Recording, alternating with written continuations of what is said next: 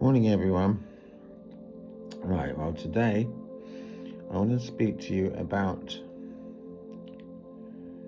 family, because family is really important. I mean, I don't want to be patronizing or anything, but I just think that because family is really important to everybody, right? And I don't want to go on about what I was going on about the other day, because I know that you probably want some difference in my product. But the product of a family is due to love, but it's also the lessons that we learn through love. Um, so once the family knows, or once the parents are together and the kids are one within their own little field and their own play, they start to teach the parents after the parents have taught them. So what I mean by that is, if you ever teach a young lady how, I don't know, how she wants to play with the doll, you just put it in front of her, don't you?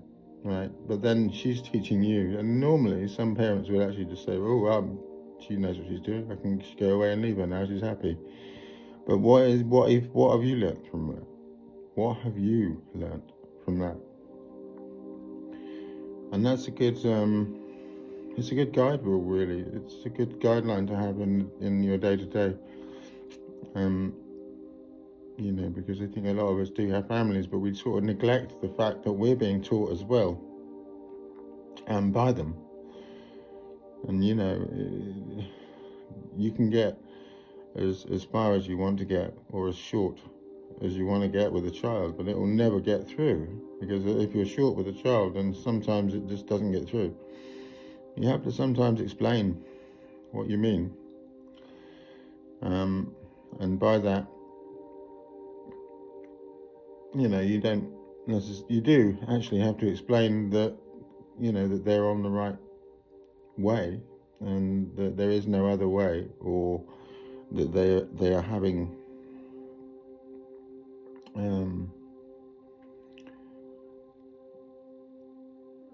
they're having a lesson. And once the lesson is like read by the child, then the child will then pick up in their synapses, or in their motor cortex, that they're on and they're doing the right thing. There is no right or wrong with the child, is what you can say to them, but there is always sin around children, isn't there? And we always know that kids are protected by the family unit, but some families protect their children more than others. So anyway, the meditation today is going to be about unity. Okay? So first of all, I want us to take in a deep single breath through our nose and hold it for 8 or 9. Okay?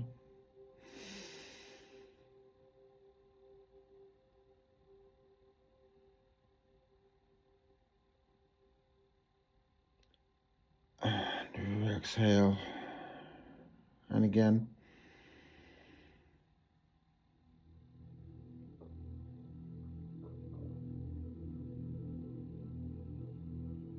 And exhale. So I want you to give yourself thanks and gratitude today for whatever you've done in your life. And I want you to also understand that you are a graceful child of God, and that you have arisen, and that you have begun, or have come to a new start in your journey. You have activated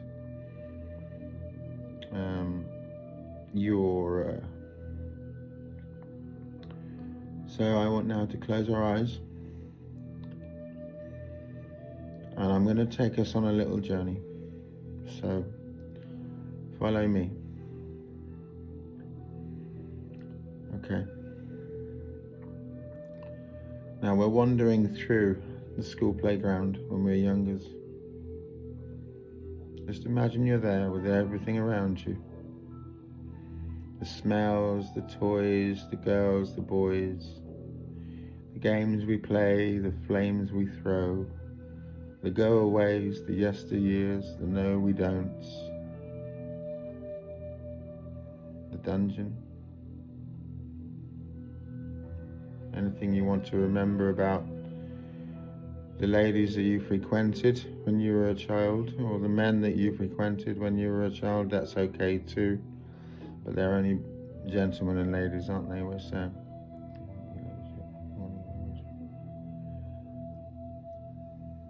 Okay. Now I want us to walk around the playground perimeter. View it from a different meaning.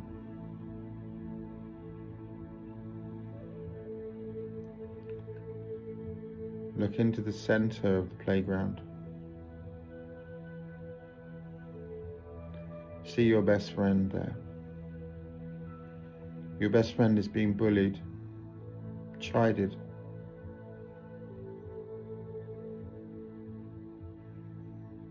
What do you do?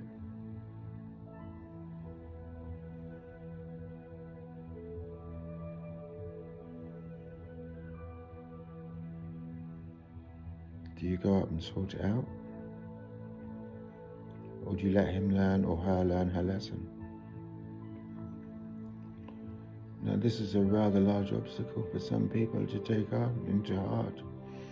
And I expect that the notice was given before they were learning their lessons. And now the children of the world give each other lessons nowadays. Because that's all that they do, and that's all they will do. They don't fit anywhere else other than the places. They only fit in the way that they are, okay? I want to make that vitally clear.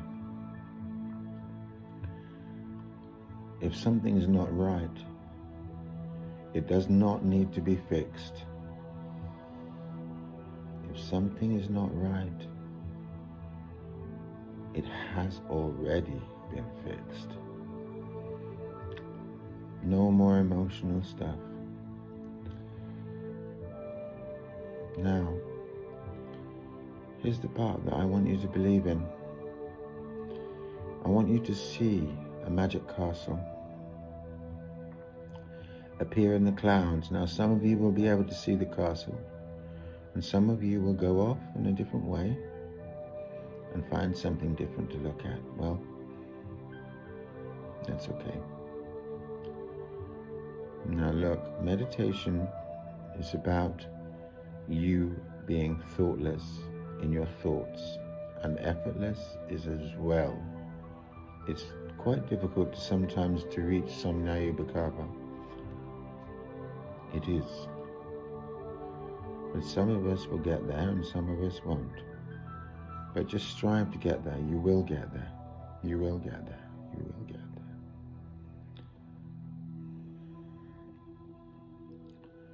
Samyama. Sitaramata Isa. And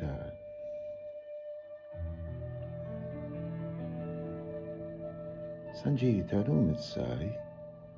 Tamu Daikan Surutinda. Tanajuse Tanujina to say to.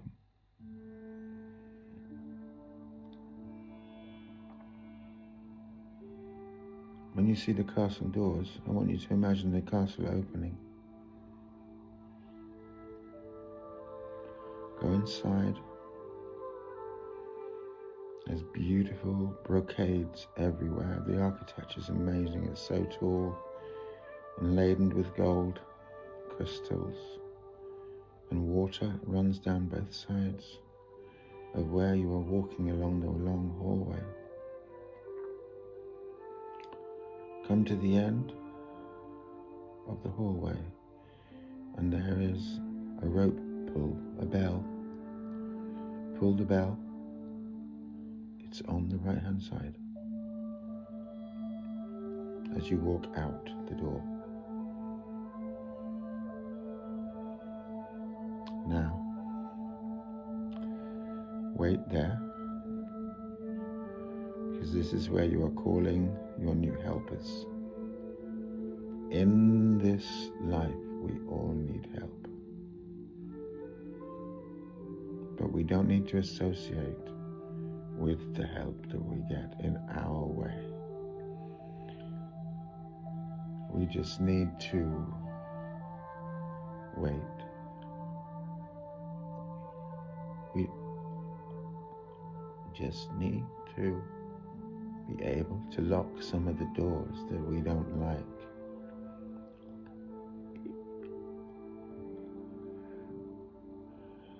It doesn't mean that we'll stay that way. It means that we'll just wait. Now, when they come to you, they'll come to you in their way, and they'll make themselves clear to you. It's okay. It's okay. You have time. They will put their hand on your left shoulder. And as they do this, put your hand in their hand. And then walk with them proudly back down the hallway and out the castle door and back into the playground. Now walk around the perimeter of the playground with your guard.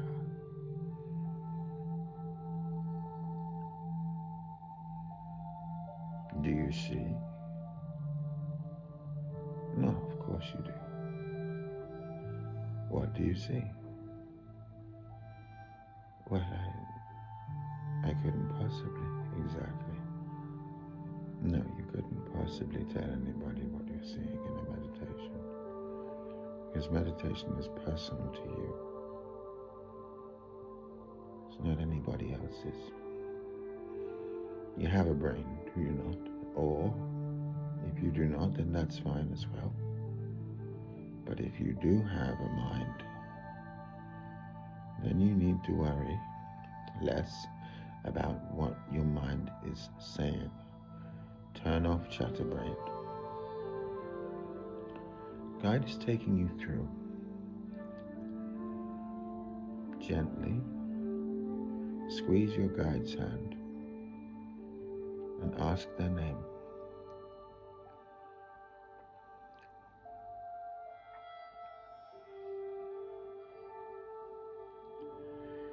When you have, your guide will be with you forever.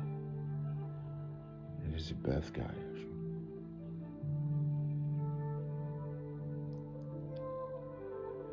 They will walk with you through every storm, every difficulty, every tumultuous experience in your life's pathway. They will be your friend forever.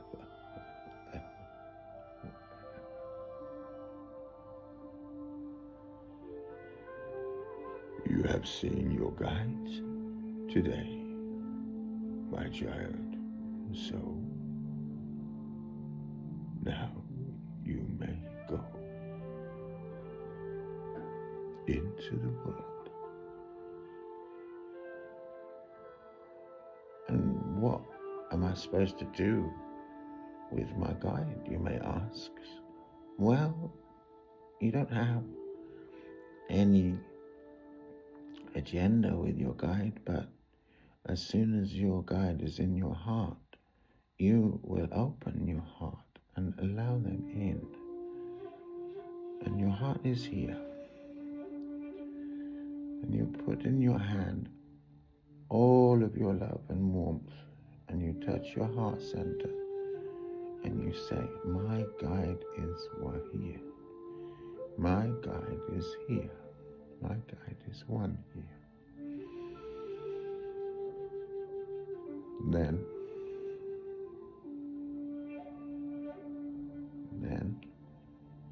what?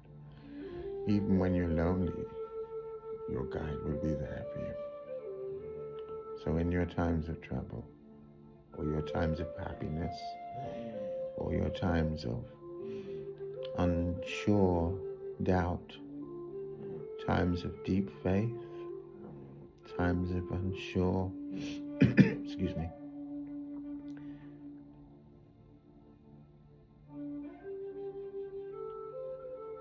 times where you have to follow your darkness to find your light, times where you have to follow hatred to find your love.